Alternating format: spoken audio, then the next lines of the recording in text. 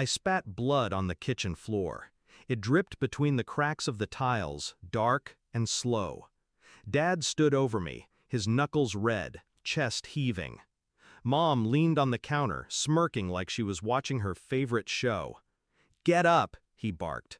I didn't. I just smiled. Slow, deliberate. That smile unsettled them more than the blood. They weren't always monsters. Or maybe I just didn't see it when I was younger. Dad used to take me fishing. Mom used to tuck me in at night. But over time, the kindness turned to mockery. The fishing trips became lectures. The bedtime stories became reminders that I'd never make it without them. By the time I was 17, I wasn't a child anymore. I was a punching bag with a pulse. The real shift happened a month ago. It wasn't the first hit, but it was the first time I noticed something. When Dad raised his hand, Mom didn't just stand there, she enjoyed it. And when he smashed my phone for rolling my eyes, she laughed and said, "Shoulda kept your mouth shut." That night, I looked at myself in the mirror, bruised, split lip, and I realized something important. I didn't want them to stop hitting me. I wanted them to pay for it. I started planning. First, I kept my head down. Yes, sir. No, sir. I made them believe I'd learned my lesson.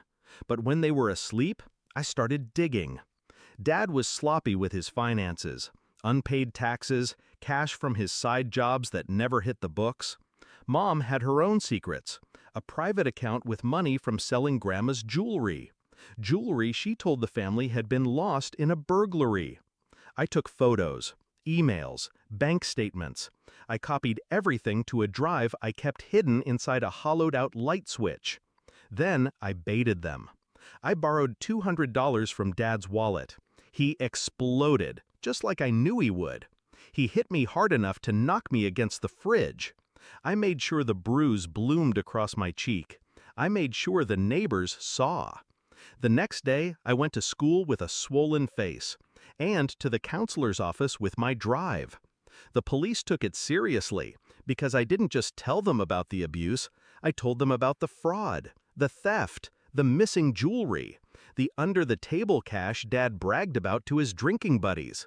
They didn't come right away. That was the beauty of it.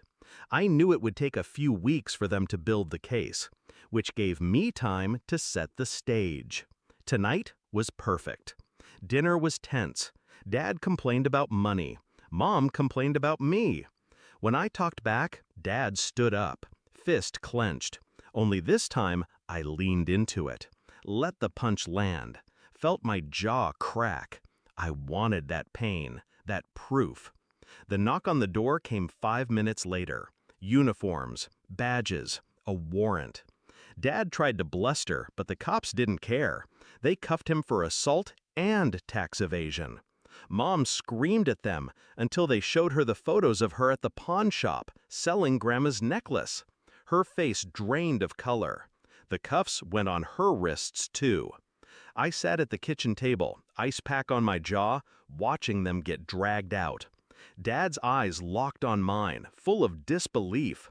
Mom kept saying my name like it was a question she couldn't answer. They didn't understand how I'd done it. That made it even sweeter. The house is quiet now. Their trial will be in a few months. I'll testify, calmly, clearly. People ask if I feel guilty, if I wish things had gone differently. I don't. They taught me to keep my mouth shut. I learned something better, how to make sure they never open theirs again.